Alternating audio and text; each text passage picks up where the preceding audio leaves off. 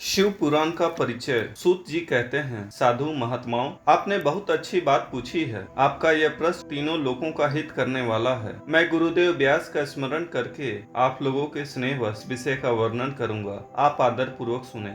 सबसे उत्तम जो शिव पुराण है वह वेदांत का सार सर्वस्व है तथा वक्ता और श्रोता का समस्त पाप राशियों से उद्धार करने वाला है। इतना ही नहीं, वो परलोक में परमार्थ वस्तु को देने वाला है। कल की कलम स राशि का विनाश करने वाला है। उसमें भगवान शिव के उत्तम यश का वर्णन है। ब्राह्मणों, धर्म, अर्थ, काम और मोक्ष, इन चारों पुरुषार्थों को देने वाला वह पुराण सदा ही अपने प्रभाव की दृष्टि से वृद्धि या विस्तार को प्राप्त हो रहा है। विप्रवरों, उस सर्वोत्तम शिव पुराण के अध्ययन मात्र से वे कलियुग के पापासक्त जीव श्रेष्ठ गति को प्राप्त हो जाएंगे। कलयुग के महान उत्पात तभी तक जगत में निर्भय होकर विचरेंगे जब तक यहाँ शिव पुराण का उदय नहीं होगा। इसे वेद के तुल्य माना गया है। इस वेद कल पुराण का सबसे पहले भगवान शिव ने ही प्रणयन किया था। विद्वेश्वर संहिता, रुद्र संहिता, विनायक संहिता, उमा संहिता, मातृ संहिता, एकादश रुद्र संहिता, कैलाश संहिता, सत रुद्र संहिता, कोटि रुद्र संहिता, सहस्त्र कोटि रुद्र संहिता,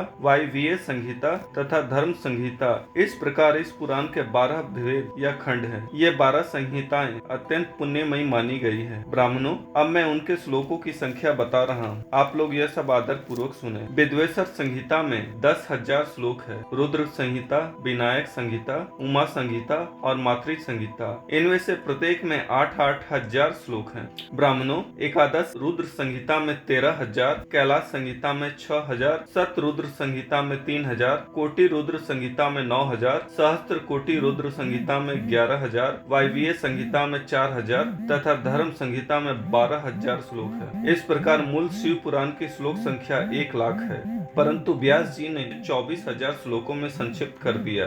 पुराणों की क्रम संख्या के विचार से इस शिव पुराण का स्थान चौथा है। इसमें 7 संहिताएं। पूर्व काल में भगवान शिव ने श्लोक संख्या की दृष्टि से 100 करोड़ श्लोकों का एक ही पुराण ग्रंथ ग्रथित किया था। सृष्टि के आदि में निर्मित हुआ वह पुराण साहित्य अत्यंत विस्तृत था। फिर द्वापर आदि युगों में द्वैपायन, व्यास आदि महर्षियों ने जब पुराण का 18 भागों में विभाजन कर दिया, उस समय संपूर्ण पुराणों का संक्षिप्त स्वरूप केवल 4,00,000 श्लोकों का रह गया। उस समय उन्होंने शिव पुराण का 24,000 श्लोकों में प्रतिपादन किया। यही इसके श्लोकों की संख्या है। यह वेद तुल्य पुराण 7 संहिताओं में बटा हुआ है। इसकी पहली संहिता का नाम विद्वेश्वर संहिता है। दूसरी रुद्र संहिता समझनी चाहिए। तीसरी का नाम सत रुद्र संहिता, चौथी का कोटि रुद्र संहिता, पांचवी का उमा संहिता, छठी का कैलाश संहिता और सातवीं का नाम वायवीय संहिता है। इस प्रकार ये 7 संहिताएं मानी गई हैं।